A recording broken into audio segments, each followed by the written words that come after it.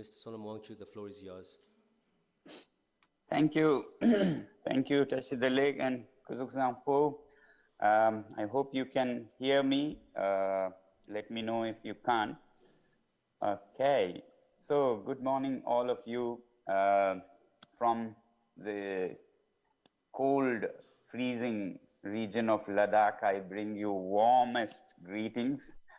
We'll share a little about what's happening up here at the tip of the planet, because it's very different here in so many ways from the big cities of the world. And yes, with Paro, we have some similarities, but we are way beyond the mid Himalayas, in the trans Himalayas, in the rain shadow of the Himalayas. It's very different scene altogether. It's a high altitude, cold mountain desert.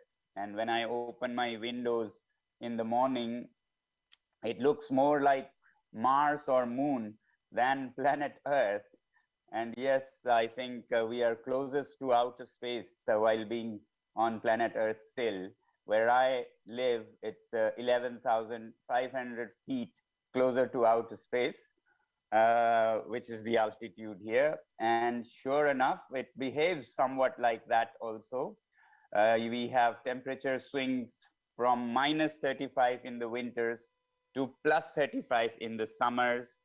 And the only reason we exist here in Ladakh is thanks to our ancestors who believed and worked on using not natural precipitation, which we have very little, 4 inches in a year, 100 millimeters. Technically, we would be declared uninhabitable if our ancestors had met some of the scientists, but luckily they didn't, and they stayed put. They were armed with barley, which is a crop with a very short gestation period of ripening, and that's why it was possible to live. And in the short summer season, and glaciers were the source of water. Glaciers are like fossil water, from hundreds, if not thousands of years ago. So thanks to that, we survive here in Ladakh. And we are also at the forefront of climate change, because we are like the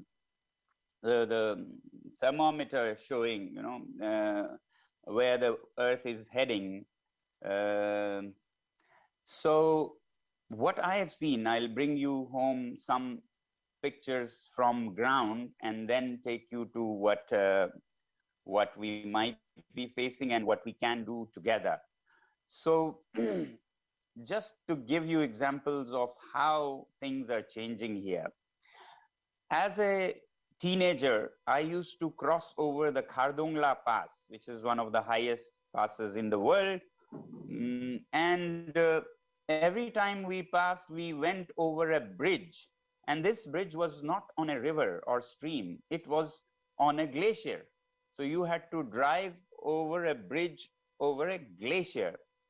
And today, there's no bridge, nothing. It's dry, desert, mountain road. And the glacier, which used to be on the road, is now half a kilometer high up in the mountain. Another example, in 2006, there was a big flash flood. This is what is happening. Glaciers are going away, and they're not going silently. This is what they are doing. So 2006, there was a big flash flood which washed away many houses, and several lives were lost, maybe 5 or 6, not too many. And I went as a volunteer to help this village get their belongings out of the mud and boo. And while helping them, curious as I am always, I looked around and found the oldest man in the village in his late 80s and went and asked him, "Sir, when did you last see such a flash flood?" And he said, "I don't remember. I have heard stories, but I don't know of such things in my lifetime." That was 2006. The next one after that was 2010, when nearly 1,000 people were lost. and a part of the whole city of Leh was washed away. And the next one was 2013, and the next one was 2017. So this is how frequent flash floods are becoming, and they are punctuated only by droughts, when you have hardly any water and there are discords and disputes over water. Because what's happening is that every time there's hot summer season, the glaciers melt very fast, and now with the global temperatures rising, monsoon clouds, which didn't used to cross the Himalayas, are more and more crossing. And as monsoon clouds come, and sometimes conditions match, and there are cloud bursts. So together with fast melting glaciers and monsoon clouds reaching and meeting conditions, you have big flash floods. And when there is a flash flood, the fines of the mountains are washed away, the fine clays and silts, which is what absorbs rain and releases it slowly, are all washed away. They end up in like the Gangetic plains or Sindh, Karachi, in our case, when it is Indus. And these mountains, when robbed of these fines, the next time the rainfall doesn't have to be so big. It can be much smaller, and still you'll have a flash flood because there's nothing to hold the water in the hills. So an easier flash flood, and worse still, now that the water has gone as flash flood, there's nothing held in the hills to release slowly, so it is followed by a drought. So this is what we are facing in Ladakh. It may sound like horror fiction, science fiction, but it's already starting here in the mountains of Ladakh. And these glaciers of Ladakh are not just for Ladakh. I've been on a kind of campaign and uh, movement in Ladakh that is building up to save the glaciers of Ladakh, save the mountain ecology, and not just for Ladakh. We definitely, owe our existence to these glaciers. But the glaciers in the Hindu Kush Himalayas, there are some 55,000 glaciers, they say. These are lifeline not only to people here like us, but 2 billion people depend on the water from these glaciers directly or indirectly. We are often called the third pole of the world, with the largest freshwater reserves in frozen form after North and South Pole. So 2 billion people means 1/4 of the world's population depends on this. And yet we are playing with these mountains as if there's no tomorrow. Industries coming, mining coming, and as you would all know, recent scientific research in the US said that 2/3 of the glaciers will be gone by the end of the century. Now that could be called global warming. We often blame US and Europe for that, but even more recent research from Kashmir University, right next to us here in the foothills of Himalayas, showed that local human activity is equally responsible. This is the effect of black carbon from local human activity, soot and black carbon that is released by populations in the foothills or in the Himalayas. And that sits on the glaciers and makes them dark, and they melt faster. So this research from Kashmir University showed that 17 glaciers that are next or near the highway, the National Highway #1, are melting much faster than others, thus proving that highways with their transport, diesel trucks and taxis, heavy tourism, are directly affecting our glaciers. So we are not only here to blame, the global warming and get away with it. We are equally responsible. And that's why in Ladakh, a whole movement is building up to demand safeguards for the mountains, the glaciers, the mountain ecology, people and their lifestyles and culture. because the people of Ladakh have learned or fine-tuned to live in these conditions on 5 liters a day of water. And if industries are rampantly brought up, people follow with industries, in their hundreds of thousands if they come, and they have a lifestyle of 500 liters a day. These places in the mountains cannot handle that kind of living. Already with just tourism and the goods that are brought for tourists, the glaciers near the highways are melting. So Ladakh is right now on a huge movement, if you look up, for safeguards of the mountain ecology and people and their culture that is adapted and tuned to the mountain ways of living should be safeguarded. And one of the ways that people are demanding that is from the government by including Ladakh in the sixth schedule of the Indian Constitution, which safeguards the people and the region where indigenous people live. But unfortunately, for the last 3 years, Ladakh became a huge change came in Ladakh from being a tiny district in or a region in Jammu and Kashmir. It has become now a separate union territory, almost like a state. But then Ladakh was stripped of all safeguards. Now it means that it can be exploited by huge industries, mining, and so on. So I have been personally in the middle of that movement. If you look up or if you have been following, uh, 3 weeks ago, I was on a climate fast, which was to happen on top of Khardongla Pass, which is the one of the highest motorable passes. And in January, temperatures were -40.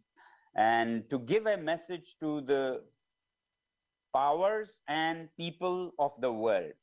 So my agenda was twofold as part of this activism towards changing things in the mountains so that we secure them for everyone. One was to the Prime Minister of India to safeguard Ladakh and the mountains and their glaciers under the sixth schedule. But then it's not just governments, prime ministers, and their power that can secure our mountains.